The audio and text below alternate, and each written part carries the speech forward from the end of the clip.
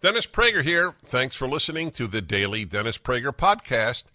To hear the entire 3 hours of my radio show, commercial-free, every single day, become a member of Pragertopia. You'll also get access to 15 years' worth of archives, as well as the daily show prep. Subscribe at Pragertopia.com.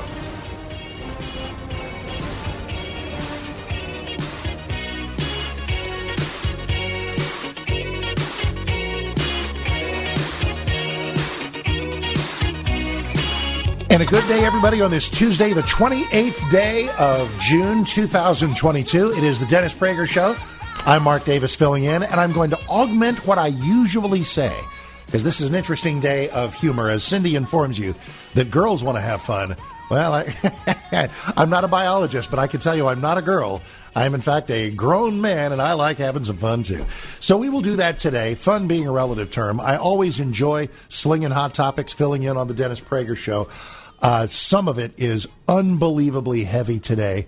Some of it is just unspeakable in its depth of pain. Some of it is hard in terms of trying to work our way through a constitutionally illiterate country. Trying to help every day on the show that I do here in DFW at 660 AM The Answer. And that's what I often have said in the years and years of filling in for Dennis and the various shows along the Salem Radio Network. I've said, joining you from the plush but not overly ostentatious studios of 660 AM The Answer. Well, guess what? Those are downstairs. These, if you're watching on the Salem News Channel, room looks crisp, room looks clean, high-tech, magnificent $20,000 mic in front of me or something like this. We're in the brand-new upstairs room, the TV Enclave, here at the DFW headquarters of the Salem Media Group, and it's just the coolest thing in the world. I want to thank enormously Barry Walters and Kevin Moat, who have set up the audio and video that enable me to do whatever it is I'm about to do, and, of course, Sean and Leslie, JJ back in Los Angeles, because everything does shoot through L.A. in Pragerland. So that's there's the logistics and the multi-time zone structure of what we're up to. So just thank you, and I appreciate you guys very, very much. And it's always great to be here for Dennis, who will return tomorrow. We always send you to DennisPrager.com for all things Dennis. Always want to send you to the Dennis and Julie podcast. Dennis and Julie Hartman have this wonderful relationship that conversationally and intellectually and thematically takes you through all kinds of important things in the culture and in faith and in life. Dennis and Julie on just wherever fine podcasts are acquired. And so to acquire us on the phone, it's 1-8-PRAGER-776. 1-8-PRAGER-776. But you know that. I'm Mark Davis. You now know that. So now let's work our way through various things and see what we will do with them. As I do, you can follow me on Twitter at Mark Davis, M-A-R-K Davis.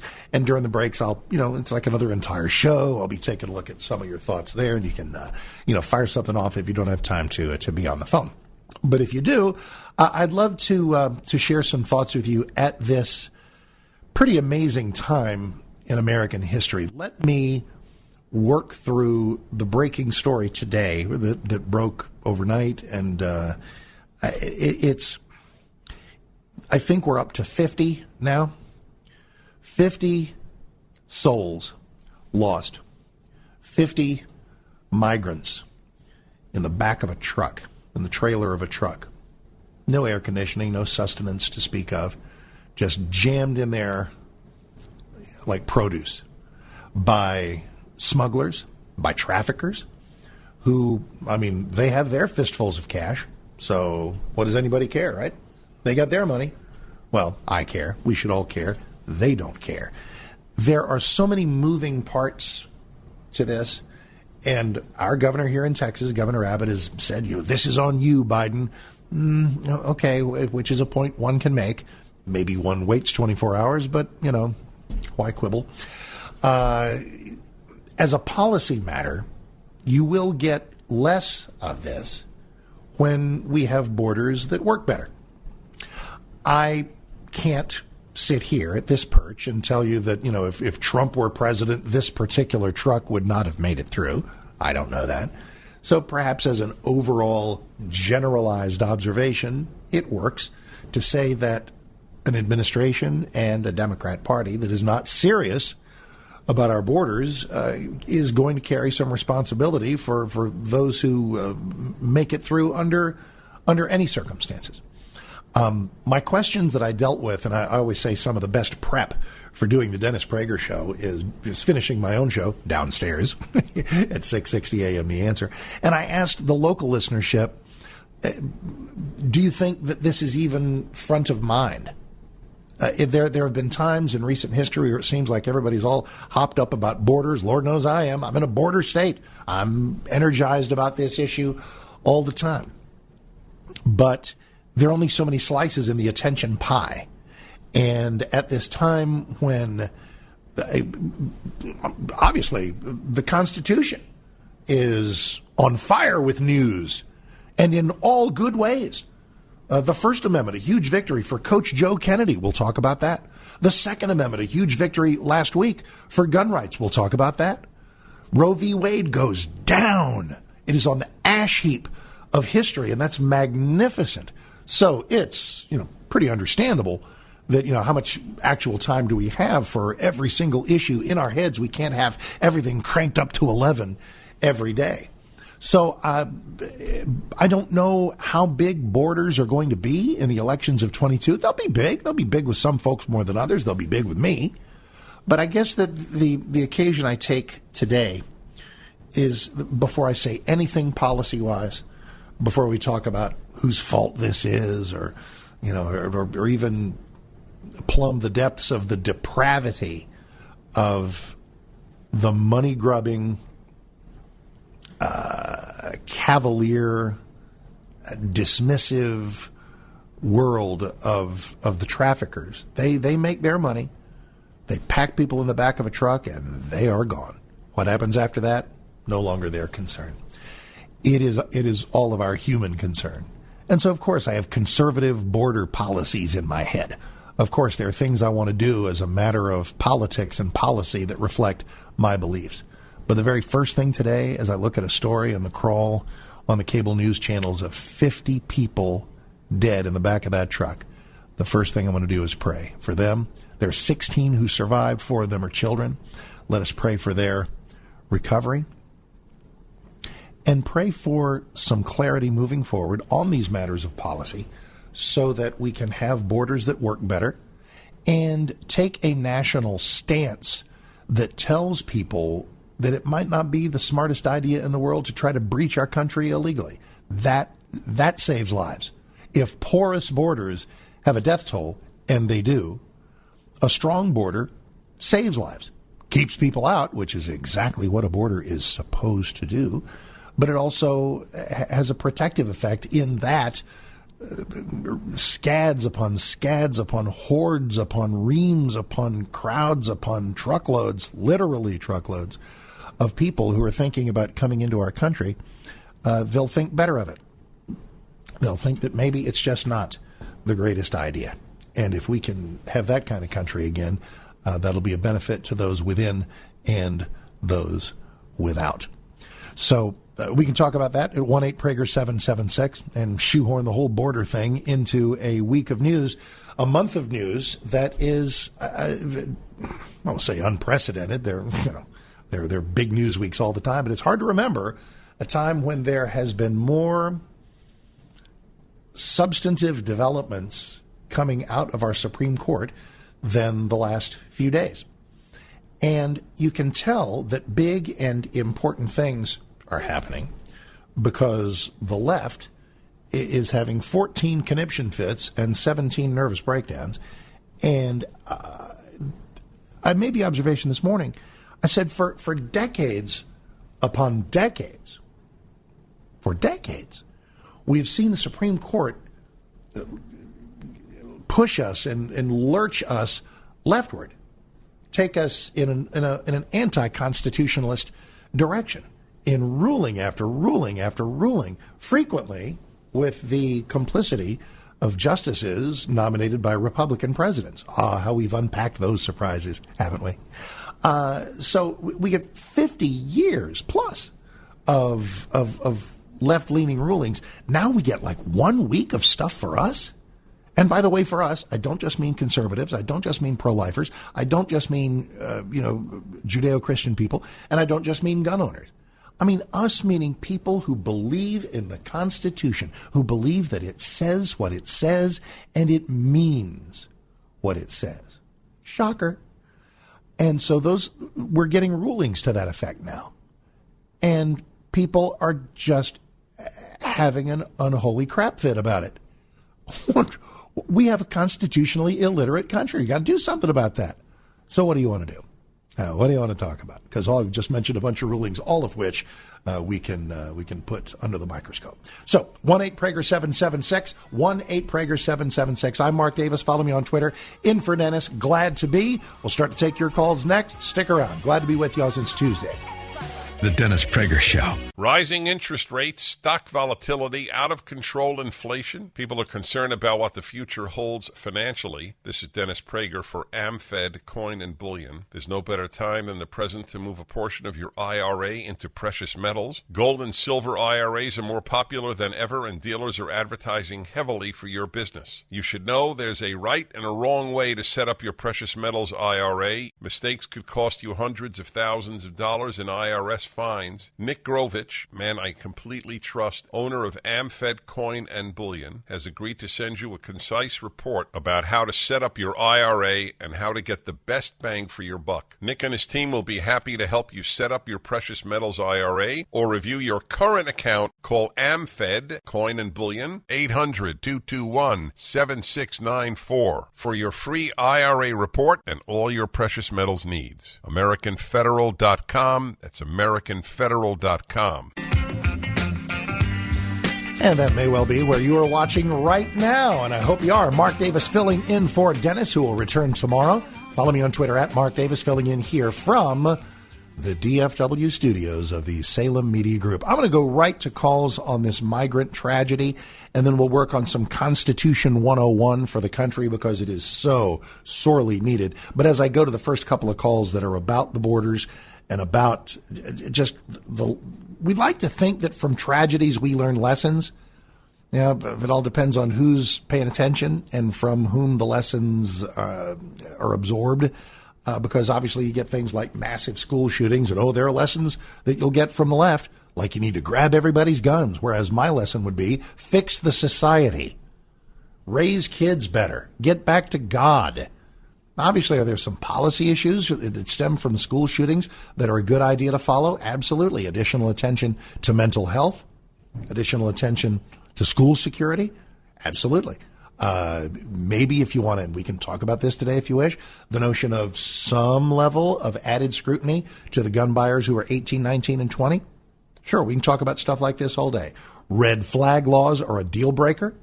It is guilty till proven innocent. It's an abrogation of due process. And by the way, just if I could riff on the gun bill for a second, because that got a lot of attention here in Texas because, hello, John Cornyn. And it's funny the things that people will mortgage their goodwill on. Trump made Cornyn better, no doubt. Trump made McConnell better. Now look at him. Trump ain't there anymore. And now here comes that, and it's been signed, so woohoo. And of course it was going to, because we had a gaggle of Republicans willing to sacrifice not just the Second Amendment, but the Fourth about searches and seizures, and the Fifth about due process, where if Uncle Fred, if you don't like the way Uncle Fred voted, you can characterize Uncle Fred as being a stark raving lunatic, and they can come get his guns, maybe by nightfall. That's not the way the country is supposed to work. So anyway, in terms of this tragedy, what are the lessons of this? I think it's just, I don't know anything today that I didn't know yesterday. 50 deaths in the back of a truck because traffickers took money to get people into this country. And I know, and listen, I'm one of those people who rail all the time that despite the understandable motive of those who try to enter this country illegally to make a better life, they just want to work. Well, we're a country, we have to have borders, and it's got to be up to us and not them how many people come in. It's vital. Without that, you don't have a country. So illegal immigration is still a huge problem. I know that a lot of the vast majority of these folks don't have criminal intent beyond the laws that they're breaking to get here. But that doesn't make it okay. It doesn't make it a good idea. It doesn't make it something that we should encourage. It doesn't mean that it's something that we should become cavalier about. So this horrible tragedy doesn't inform my view any further, because if you'd asked me yesterday or the day before that, I'd have said our borders are too porous and we need to fix them. And I guess I say so with additional urgency today because there's an additional death toll to our porous borders. Alrighty, we are in Phoenix. Glenn, hey, Mark Davis in for Dennis. How are you? Welcome to the Tuesday show. Good morning. So this is an issue that my grandma, who's deceased right now, has been speaking about since the early 90s. I'm Latino-American. I'm Mexican-American. And the Democrat Party only gives a damn about us when they're not in power. And I'll give you an example. For 8 years, George Bush was president, who wasn't the greatest president, but for 8 years they crapped on him about the Dreamers, amnesty. Then flash forward to 8 years of Obama. Remember the first 2 years Obama had the Senate and the House? What did they do? They did Obamacare, right? They did illegal immigration. Immigration reform on their own. They didn't need a single Republican. The Democrats don't give a damn about us. They've been playing political football with us like Lucy holds the football out in front of Charlie for 40 years. This is for all the Latinos out there that keep voting Democrat. That is a quality Peanuts reference. Let me ask you something, because I also come to the state where Mayra Flores just won in that deep blue Southwest or South Texas district. Do you sense that finally that this might be the year when a lot of Hispanics realize that maybe all this Democrat voting perhaps has not served them so well? We're finally waking up. Thank God for Mayra Flores. You know what? I've been with her for about a year and a half now. Thank God for Mayra Flores. If she's listening to this, we're finally waking up. 40 years now since Reagan was in office. 40 years these Democrats have been playing political football with us as a people. And you know what? I hate to say this. We have ourselves to blame because we haven't woken up early. Wake up, Latinos, and we are starting to wake up. And Hispanics you are, and don't be sorry for tough love. And Glenn, thank you. Don't be sorry for tough love, because and look, we all. I mean, after Obama won twice, I said the same thing about the whole country. We get the people we elect. If we elect people, now it's kind of funny. I mean, I obviously was not an Obama voter, so don't blame me. I did all I could. God, that had me voting for McCain and Romney. That was my plight. But if not to necessarily make it purely a racial thing, but if you're African American and you lament the fact that, generally speaking, blacks have been voting 85, 90% Democrat, like forever, and you think if that might change, then good, then be a part of change. The Hispanic vote, has tended to be, 15, 20, 25% Republican. If that's amping up, if that is improving, then that's a good thing. And that is something that Hispanics, individual by individual, can do. As we take a look at any group, and it's funny, even as I talk about black voters, Hispanic voters, the Mayra Flores win, and I can't say it, and I guess in mentioning her, have we seen the video? Have you seen the video of Nancy Pelosi body checking Mayra Flores' child as if it's in the Stanley Cup Finals? And I know that's somewhat overstated, but and I listen. I was talking to my buddy Mike Gallagher this morning. I said, haven't we all been in a group photo setting and you're kind of jostling and sometimes these things happen? And Mike replied, I never elbowed a kid out of the way. And I said, okay, point taken. And I think Mayra Flores' quote this morning was that we're going to elbow Nancy Pelosi out of the Speaker's office this November. And it certainly looks like that is at hand. The observation I had after she won, and the great thing about this is it became a less racialized district. It's like, well, it's supposed to be Democrat. I mean, look at all those Hispanics. Well, shocker. It looks like Hispanics don't like the ill effects of open borders either. It's like it's supposed to be Democrat. Look at all those Hispanics. I think, well, shocker, Hispanic parents don't like the idea of voting for a party that thinks your 12-year-old son ought to be turned into your 12-year-old daughter. These are things that transcend race, which most things do. Actually, all things do. All righty, Mark Davis in for Dennis, 1-8-Prager-776. Back to your calls next. Follow me on Twitter at Mark Davis. Tuesday show. Glad you're here. The Dennis Prager Show. Towels just don't seem to dry you anymore. They feel soft and lotiony in the store, but you get them home and they don't absorb. Well, Mike Lindell at MyPillow found that out around 2006, and towels changed forever. He found the best towel company right here in the USA. They have proprietary technology to create towels that feel soft but actually work, and that happens to be true. I use them. They are all made with USA cotton, and they come with the MyPillow 60-day money-back guarantee. 6-piece set, 2 bath, 2 hand towels, 2 washcloths. Regularly $109.99, now $39.99. Just go to MyPillow.com and click on the new radio listener specials and get deep discounts on all MyPillow products, including the towels, by entering the promo code Prager, or call 800-761-6302 for these great radio specials. MyPillow.com, promo code Prager.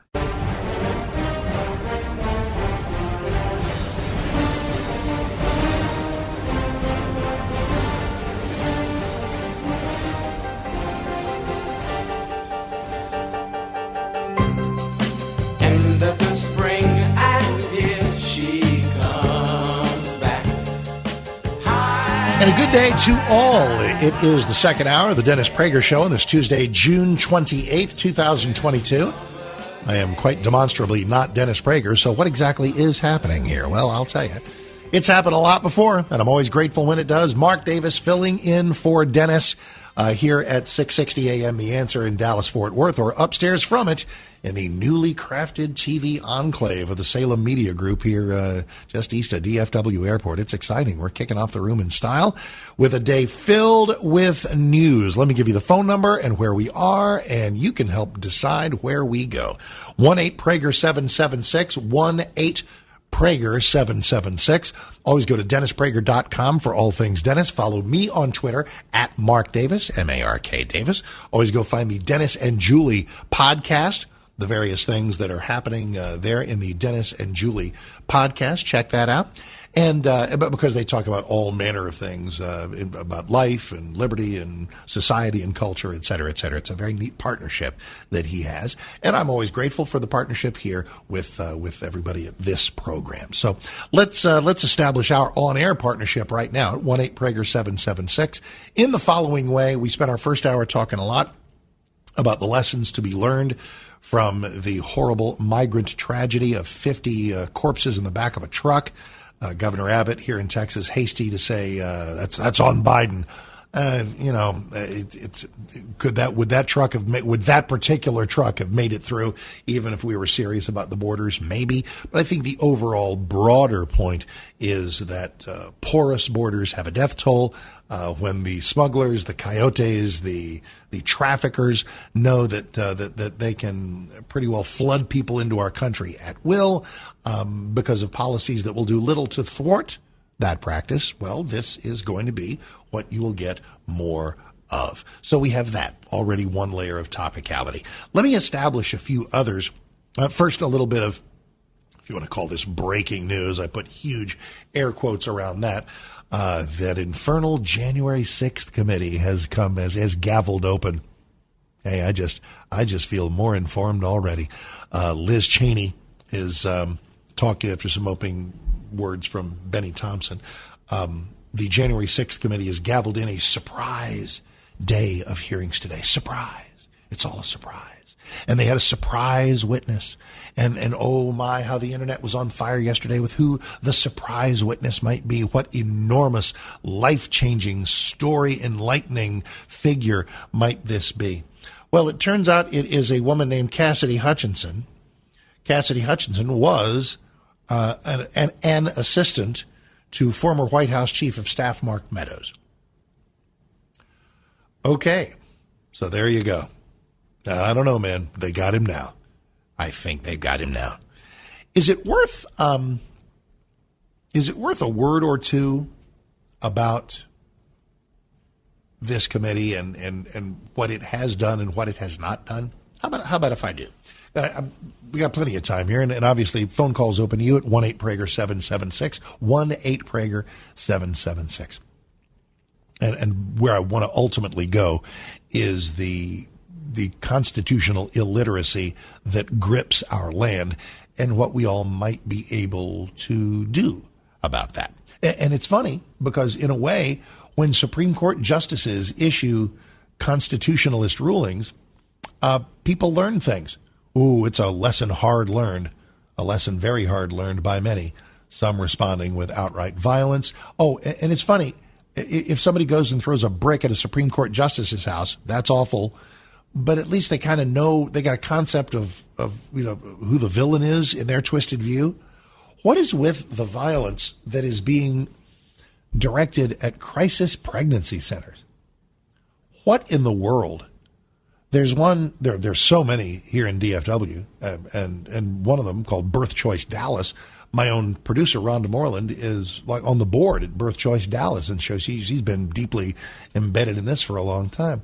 And they're, over these last few weeks, they've been having security meetings in case they get, firebombed. What? It's a crisis pregnancy center. These are angels walking among us where I live, where you live. These are organizations that welcome people who are choosing life. They welcome mothers, and that is the term. They are all mothers. They welcome them, and these are, the way the flowchart goes is just obviously from the get-go. These are women who are choosing not to terminate pregnancy. So God bless them already, right? But maybe that's where the left is threatened. Because they talk about being pro-choice. It's funny, if you go back, I've done talk shows a long time, and people used to call me in decades past, and they would use the term pro-abortion. And I would say, maybe so, maybe not. Because, in fact, I remember, that's probably 30 years, say, I don't know if anybody's pro-abortion. They just want people to have that option. Oh, how ancient that seems. Because now a lot of people are do you know how far we are past the notion of safe, legal, and rare? What? That's a Bill Clintonism, right? And it speaks to a certain moderation compared to today's bug-eyed extremism on the issue. But shout your abortion, twerk your abortion. These people are gross. And I can't help but think that there's some price to be paid for this. I think a major campaign theme for Republicans in 2022 and 24 may be something along the lines of, you may not agree with everything we say, but those people are crazy. And I think that's how you get Myra Flores in that district in South Texas that was so heavily Hispanic. I think that's how you get the Republican wave, if that's indeed in the offing this November, and I hope and pray that it is. But anyway, on the notion of constitutional illiteracy, every time the Supreme Court does something like this, you have conniption fits, nervous breakdowns, heart attacks, hand-wringing, pearl clutching. And then once people realize that there is not an abortion ban, a lot of people may go, oh, that's funny. I thought there was going to be an abortion ban. And so many of the protests are in places where the abortion laws aren't going to change at all. They have protests in California, New York, Vermont. Vermont, they put abortion in the Constitution. And yet, in Montpelier, they're going nuts. I don't understand these people. But they don't understand the Constitution. And that's what, doggone it, we're going to help them do it. And we're going to do it with an upbeat countenance. And we're going to do it with a giving spirit. And we're going to do it with a sense of goodwill, knowing full well that they would not afford that to us if this ruling had gone the other way.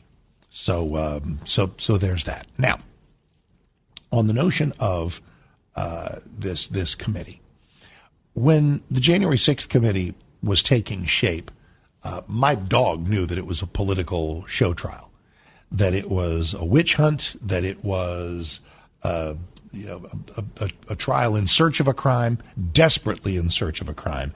And please note that as it has played out through its many, many days of hearings, that it's been a pretty steady chronicle of excesses on the part of President Trump, of people telling him things and him just not accepting them, of headlong devotion to the notion that he got screwed out of an election result that would have made him a two-term president. That is his belief. The committee has heaped ridicule on that, put under oath a lot of people who disagree with him about that, and so that is what it is. However, let's talk about what the committee has done and what it has not done. What it has not done and what it will not do is establish criminality. And that's kind of why it exists, is he broke the law, he savaged the Constitution, he did terrible things. Democracy itself was hanging by a thread, which it was not. January 6th was really bad. The people who did actual rioting deserve harsh punishment. And if we can kind of get them, out of holding cells and deliver them those consequences, they'll get it. But the committee was never going to find criminality. It never will. They're never going to find that President Trump incited the riot. It was kind of organically self-created by a lot of people who were very hopped up and could not restrain themselves from breaking the law, for which they deserve consequences. But he didn't incite anything. So at that level, it's a failure. But what has it done? Has it winged him, damaged him in some way? I'll give you my answer here in just a moment. Mark Davis in for Dennis, 1-8-Prager-776. Grab a line. We'll be right back. The Dennis Prager Show. The American public is getting pinched right now. Terrible leftist policies like shutting down the Keystone Pipeline have you paying way more than you should for gas, which also raises the cost of your grocery bills. Hard to depend on government, but you can depend on Pure Talk. Because Pure Talk gives you 4 lines of talk, text, and data for just $64 a month. 4 lines. It's only $16 a line. Believe it. Pure Talk saves the average family over $900 a year. I'm a customer, the 5G coverage, most reliable network in America. U.S. customer service, keeping jobs right here in America, and the CEO is a U.S. veteran. Stop giving your money to Verizon, AT&T, and T-Mobile and supporting their causes. Switch to Pure Talk. Just dial pound 250 and say Dennis Prager and get 4 lines for just $64 a month. And with Pure Talk's no-risk money-back guarantee, you won't regret this. Dial pound 250 and say Dennis Prager. Hey, everybody. Mark Davis in for Dennis Prager on this Tuesday, the 28th day of June. Telephone number 1-8-Prager-776, 1-8-Prager-776. I got 3 or 4 topical plates in the air going from the discovery of a tragic truckload of migrants who didn't make it on that ill-advised trip into America, to the notion of our constitutionally illiterate nation and what we do about that, to the January 6th committee is continue. It's like the teacher on Peanuts. Walk, walk, walk, walk, walk, walk, walk. They continue to do what they're doing, and just paying a little bit of peripheral attention to that during the break. Cassidy Hutchinson, who is a former aide to former White House Chief of Staff Mark Meadows, is sharing some of a conversation she had with a guy I know well, former congressman and former director of national intelligence, John Ratcliffe of Texas, and that it was Mr. Ratcliffe's studied view, as it was many, by the way, that the degree to which the president was banging this drum was just not going to be helpful to his legacy, that it wasn't going to prevail. And if people were of that mind, okay. Isn't it? From Laura Ingraham to Sean Hannity to the Fox hosts, weren't they all like texting people saying, this is not good, he's not helping himself, on like January 6th itself, which I believe is true. That was not a good day for anybody. However, what this committee and what the culture, I think, seeks to shoehorn into your brain is that if you have any skepticism about the 2020 result, that's the big lie. That if you take a look at the election norms that were shelved, just dashed against the rocks, sacrificed on the altar of COVID panic, and that makes you think, is it possible there were maybe some votes counted that shouldn't have been? That you're a mental patient if you believe those things. Well, guess what? I believe all those things. And that means I believe that the 2020 result is forever tainted. is forever in doubt. Now, is that me saying I somehow have a legal pad filled with exactly the number of votes by which Trump actually won Pennsylvania? No. And that won't be forthcoming from me or anybody else for that matter. But it's not binary. It's not either cleanest election ever or we totally can prove almost scientifically that we got the wrong president. In the middle there are millions of voters who harbor doubts, righteous, well-informed doubts. And so what are we to do with that? Biden's president. Nothing we can do about that. So we can do, it's an old adage. There are two lists. There's a list of things you can do something about and the list of things you can't do something about. And it's best to let the second list go and focus on the first. So what can we do something about? Obviously, electing a bunch of Republicans as a backstop to these horrible policies this coming November. Put a Republican back in the White House in 2024. But what we can do immediately is focus our energies on making sure we don't get screwed like this again. I come to you from a state in Texas where we've done a bunch to improve election security. They have in Georgia as well. They have in other states as well. And you know how we know we're onto something? Another old saying, when you're taking on flack, you know you're over the target. It's because everybody's whining and moaning about voter suppression. There's no such thing as voter suppression. The notion that it's hard to vote, what a damnable lie that is. So that's where we are with this this goofy hearing. As far as what it has done and what it has not done, there'll be no proof of criminality or incitement. But I think that these weeks upon weeks upon weeks of just Trump is crazy, Trump is crazy, Trump is crazy, that's not nothing. And I think what it has done is, the people who love him won't be satisfied until he's back in the White House. The I told you so of the ages, the full Grover Cleveland, 2 non-consecutive terms. There are folks who won't be happy till that happens. There's no shaking them. There are others who, if I knew he could win, like this is me, if I knew he could win, are you kidding? I'd take him back tomorrow. I don't know that he can win. But Mark, we're all just so passionate. We're all ready to pop on the MAGA hats and walk through fire for him. I get it. And I have a feeling, and I'm going to be generous here, that a good 80% of the people who voted for him, maybe 90% of the people who voted for him in 2020 are ready to do so again. If he is the nominee, would totally do so again. But you know what the percentage is of Democrats who will crawl on broken glass to beat him? 150. Trump may be the one guy Biden can beat. Maybe. I don't know. And I don't like not knowing. I'll tell you that DeSantis against Biden, 400 electoral votes. Now that's if it's today. It doesn't mean I'm done with Trump. Doesn't mean I'm hostile to him teeing it up and trying again. Not at all. Bring it, sir. Whatever you want to do. A Trump, DeSantis, and Tom Cotton and Mike Pompeo primary environment, that's the talk show host in me is thrilled. But wow, how exactly would that go? But I have, so to sum it all up and then hop back to your calls.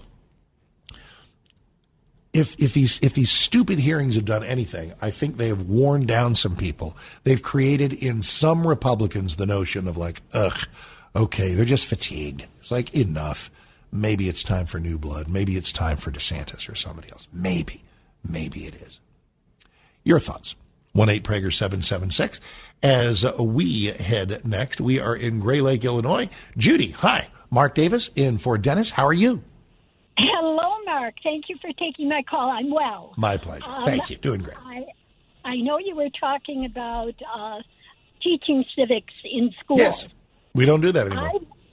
No. I went to a Chicago public high school in the 1950s. Mm-hmm. We were required to take a civics class. Yep. Not only that, we were required to pass a test on the Constitution before we could graduate. There you go. Could not graduate unless you... Now, I don't know if that was a state law at the time, could have been, or if it was just Board of Education Chicago public school. If it was, well, listen, whether it was your school district or your state, right. it was widespread. Everybody, virtually everybody, did it, and we've lost track of that. Judy, thank you for the reminder of the way that it used to be. You know, reading, writing, arithmetic, right? The 3 R's. Even those are under fire. And the notion of how our government works, the notion of how the Constitution works. It's funny. This isn't political.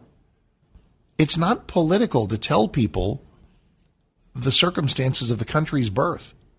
It's not jingoism to remind people of the miracle of this country's creation.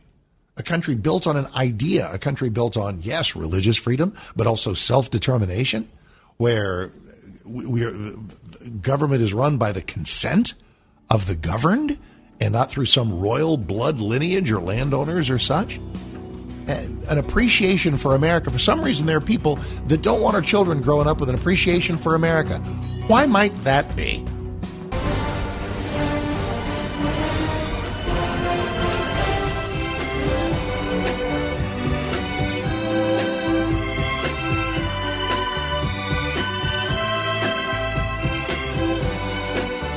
It is the Dennis Prager Show for this Tuesday, the 28th day of June. It is fantastic to be here with you. Mark Davis in for Dennis from 6:60 a.m. The Answer in Dallas-Fort Worth, the Salem Media Group outpost here in North Texas. Great to be with you. It always is when I get to fill in for Dennis. Dennis will be back tomorrow. And you can join us at 1-8-PRAGER-776, 1-8-PRAGER-776. If you have just happened on to the program, and by the way, you can do that on the old-fashioned way through the radio. You got that crazy internet at various things at DennisPrager.com. And, of course, Salem News Channel as an app. And at salemnewschannel.com, where you can watch the festivities unfold before your very eyes. So whatever your methodology of consuming the program, we are grateful. And I've been grateful to hear from a lot of you today on a number of things. Let me give you the sort of the summary previously on the Dennis Prager Show, guest hosted by Mark Davis. Here's what we've done. We started out talking about the unfathomable tragedy of these 50 folks who lost their lives in the back of that truck. There were more than 100 in there. 50 have died. There were 16 who were hospitalized. 4 of those are kids. We pray for their recovery. And while we're in a stance of prayer, we're praying for a country that takes its borders seriously. That would be nice. And I don't think we're going to get that under Biden. And so we've talked about, you've done a lot of good, predictable scapegoating going on, and I'm glad to join those who will make clear that it is bad border policies, porous borders, open borders that make truckloads of people like this more prevalent. But we've talked about that, as well as it's funny, we kind of stumbled into this. We have a provably constitutionally illiterate country, right? We have people who just don't know what the Constitution says and don't know how it works. The basics, to wit. If there is something that is not in the Constitution, it goes to the states. Period. Roe v. Wade was fictitiously found in 1973 by an activist court. That was a phony right that was fashioned out of whole cloth, and we've lived under that fiction for a stinking half century. That has been corrected. Thanks be to God. That has been corrected. I celebrate that not just as a conservative or a pro-lifer or whatever I am, but as an American. I want rulings to reflect what the Constitution actually says. And for 3 rulings inside of a week's time, we've had Supreme Court majorities who have delivered us the shocking news that the Constitution actually means what it says, that the Second Amendment means what it says in the New York gun case, that the First Amendment means what it says in the Coach Joe case up in Bremerton, Washington, and that when the Constitution does not contain certain words like your freedom of religion and your right to bear arms, when there are things that are not in there, and do a Google search, you will not find the word abortion in the Constitution. So if it's not in there, then that means it's left to the states. For the Supreme Court to find so, which it did, doesn't ban abortion everywhere. California and New York will remain as ghoulishly permissive as they have always been. My state of Texas had a trigger law. Abortion became illegal, bam, the moment that ruling came down. Or to fine-tune, there are some I's to dot, some T's to cross, some things that make that ruling, that make the concrete in it set. I spoke with Attorney General Ken Paxton the other day. He said it's probably a couple of months before it is the capital L law of the capital L land here in Texas, our abortion law, which forbids abortion except in the case of the life of the mother, not the health of the mother, the life of the mother, which, by the way, is the only genuinely pro-life stance. I'll get to that here in a second about the moral idiocy of the rape and incest exception. You can have a rape and incest exception in your head if you think, well, I don't want abortions to happen, but if it's rape or incest, then maybe I'd allow it. Okay, you are pro-choice. Not as radically pro-choice as, Nancy Pelosi, but pro-choice nonetheless. And if you need help with that, I'm here all day. 1-8-PRAGER-776. But as to the constitutional illiteracy of how things like this even work, and the millions of people who just don't even know, it's because we don't teach civics anymore. And we've talked a good bit about that. Who got rid of civics? Who got rid of civics? I had it in the 9th grade. Did I have a government class in high school? I was in high school from 1972 to 75. I think I did. I think it was probably more of a history class. It was sort of like I think it was. It was like how we got to the current government we have through past centuries. Oh, by the way, we don't teach history well anymore either.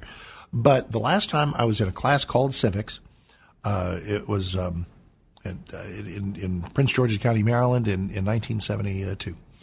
And so sometime after that, and again, as an earlier caller said, might have just been my school district or my state, but they got rid of civics. In fact, let me ask you, I'll tell you what, we're a big country, a lot of people listening.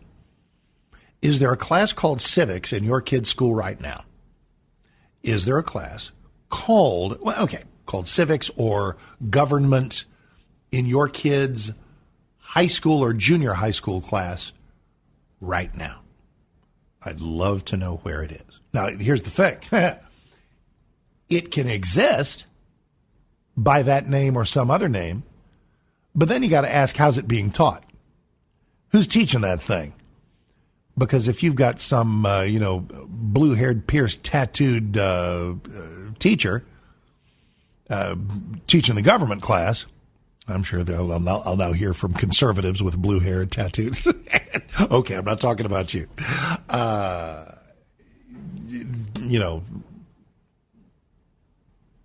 Then you got another entire kettle of fish in terms of what's being taught. So, all right, so that's been on our plate as well. What's being taught, et cetera, et cetera, et cetera.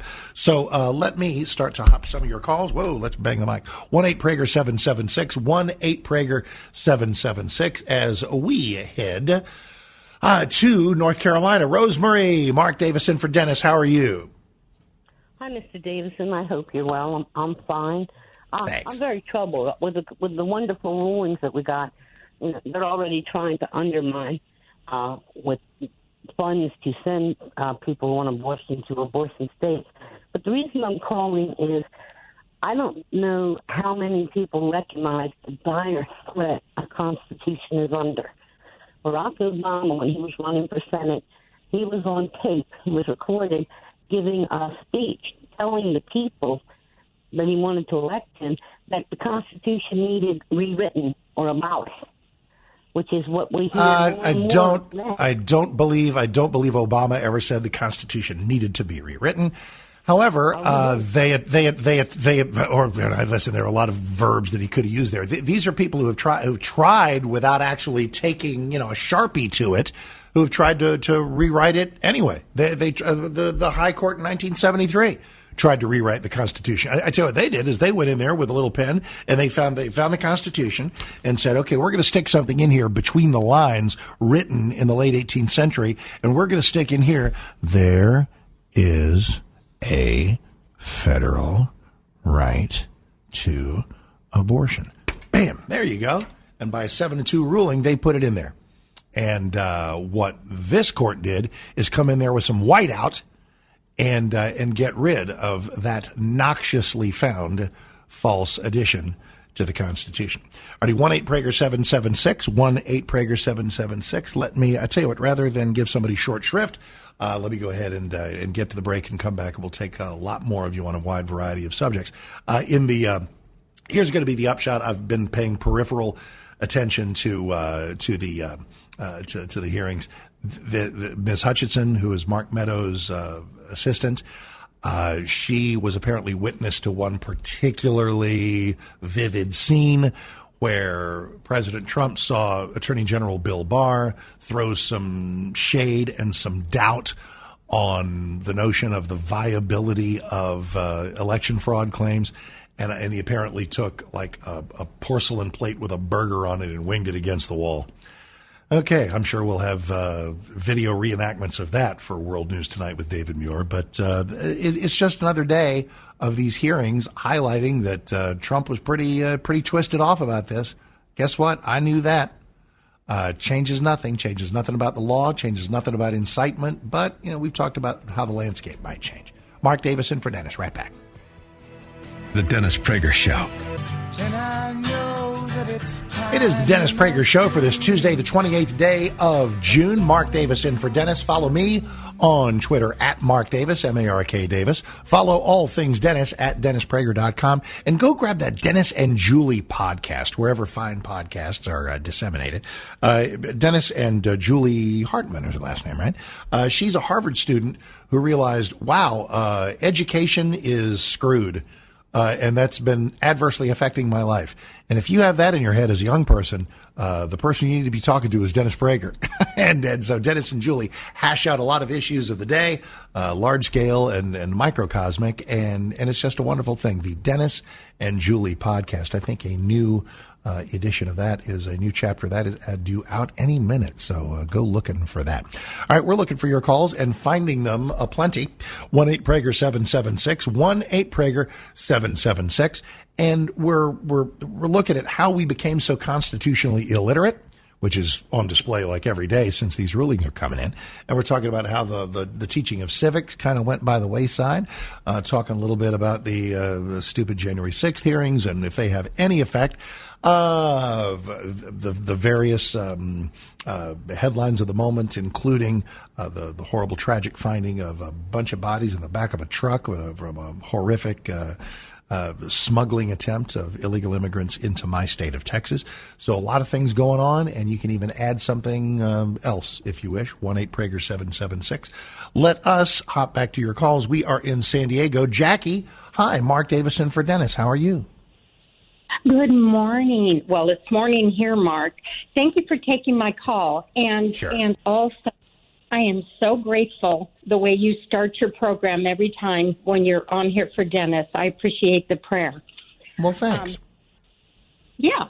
Well, what I wanted to say was I'm a native Californian. I was brought up in California schools, and we did have 8th grade mandated testing of the government, knowing the Constitution and everything. And that got dropped by the wayside, I believe, when we got into the National Department of Education.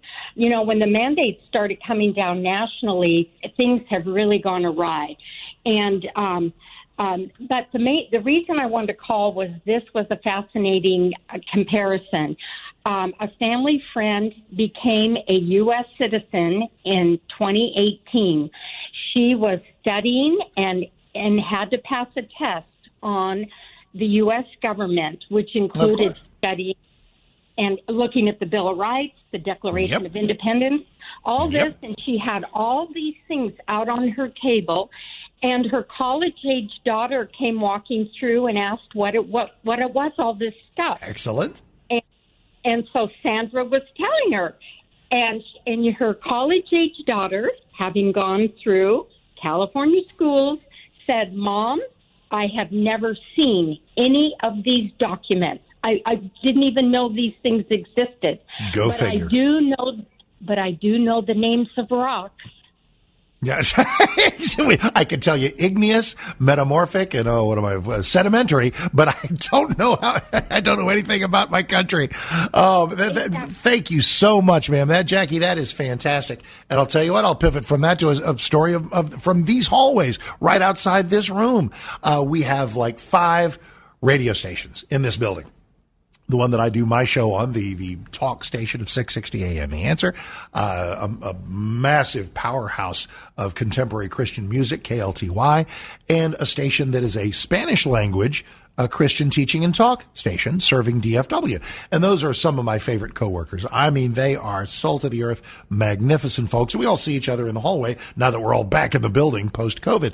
And there's this one young lady from Argentina, and she has regaled me, did for most of the last calendar year, with her path towards citizenship. And to watch her level of enthusiasm, to watch her level of devotion, to watch her level of commitment to, becoming an American the right way by immigrating legally and going through the entire naturalization process.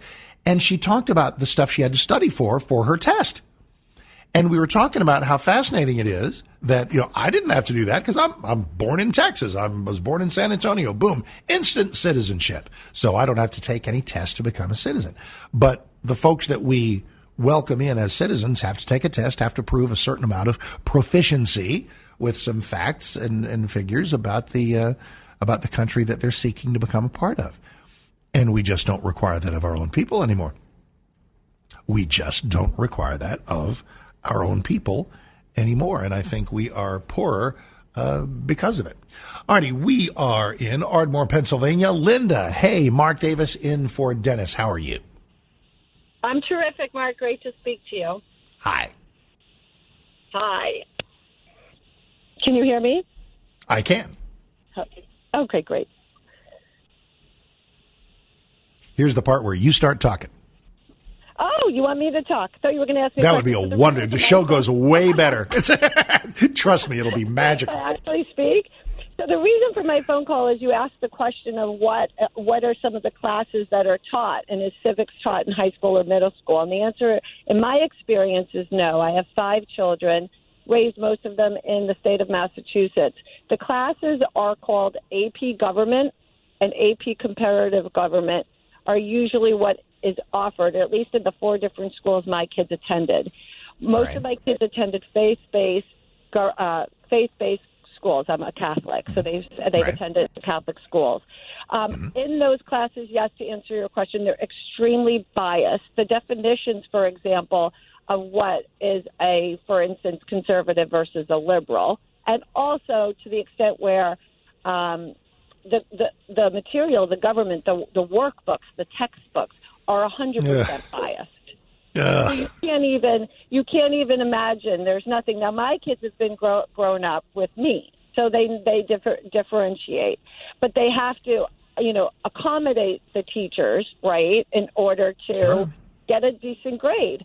I will tell you that my youngest, who's in high school now, when she was in middle school, she was my only child who went to public school, and she did that in Massachusetts as well.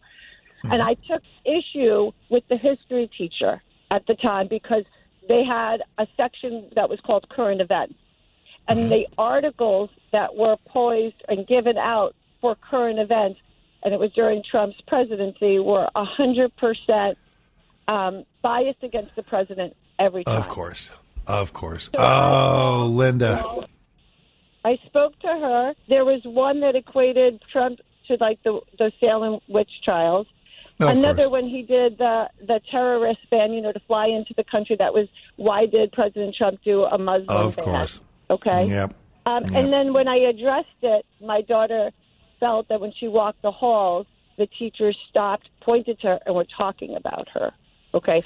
And imagine myself. So even if you bring this, as soon as you said you contested this, I thought, man, I hope she wasn't somehow sanctioned by a vindictive teacher. Linda, thank you enormously. So I guess the lesson here is be careful what you wish for. So we're sitting here decrying and lamenting the lack of civics education. Okay, poof, let's put some civics education back. But the bad news is, guess who's teaching it? Guess who's teaching it? Not to regale you with everything from my high school, but in fact, let me tell you the story in a minute. Because there was a course I took in high school in 1973, way back in, that may be why I'm sitting here right now. Stick tight. If everything's the same, then everything's the way that it should be. It is the Dennis Prager Show. Has been for this Tuesday, the 28th day of June, and what a joy it has been. Let me see if I can tie a bow around a few things for everybody and to address the topics we've covered. And obviously to show some gratitude to Sean and Leslie and to JJ in Los Angeles and Barry and Kevin here in the big DFW for putting everything together here in our brand new room. Yay. As we take a look at the challenges that lie ahead, in our immediate rear view mirror, there are amazing things. 3 enormous moments, 3 of them in rapid succession, that any one of which would be the biggest story of the year in an ordinary year. Because I don't think there's any such thing as an ordinary year anymore. To have the Supreme Court stick up for the Second Amendment to the degree that it did in that New York State Rifle and Gun Club case, to the fall of Roe v. Wade, hello. And then, for a little cherry on the top, a huge First Amendment religious freedom case for Coach Joe Kennedy in Bremerton, Washington. These are enormous victories. And in fact, my closing thought here is about what effect this does have politically, especially with the last gentleman talking about how to fight moving forward and what to do, what not to do, what makes strategic sense and what does not. Maybe you've heard people ruminate about whether, as great as this news is, constitutionally, as great as it is, conservatively, as great as it is for pro-lifers, et cetera, is it possible that the pro-choicers, the Democrats, the anti-constitutionalists are going to be so fired up, that they'll be so angry, they'll be so motivated that they're just going to, ratchet things up to 12 and we're not going to have the kind of wave election in 2022 that we thought we were going to have. Is that possible? Yes. But I don't think it's likely. I don't believe that it's particularly likely, because for every Democrat who's fired up, who's saying, listen, Biden sucks, I know that, we got nothing, our agenda is losing, but boy, the way the pendulum is swinging with the court and Trump may run again and blah, blah, blah, blah, blah, if that's the kind of thing that brings them off the couch, do you know who will be there to meet them? Do you know who will be there alongside them at the polling place, perhaps? At least one conservative, at least one who is so grateful, so amazed, quite frankly, that we're actually scoring some wins, that we want more of that. See, I don't perceive in all of conservatism, and I obviously talk to a lot of conservatives, that we've got a kind of a rest on our laurels attitude. Like, well, we're done here. Are you kidding? We're just getting started. These rulings are just the beginning. Our wave election in 22 is just the beginning. So, chronicling all of that, it's a joy to be with you here on the Dennis Prager Show. I'm Mark Davis. Follow me on Twitter at Mark Davis, and I'll see you next time. The Dennis Prager Show, live from the Relief Factor Pain-Free Studio. Dennis Prager here. Thanks for listening to the Daily Dennis Prager Podcast. To hear the entire 3 hours of my radio show, commercial-free, every single day, become a member of Pragertopia. You'll also get access to 15 years' worth of archives, as well as the daily show prep. Subscribe at pragertopia.com.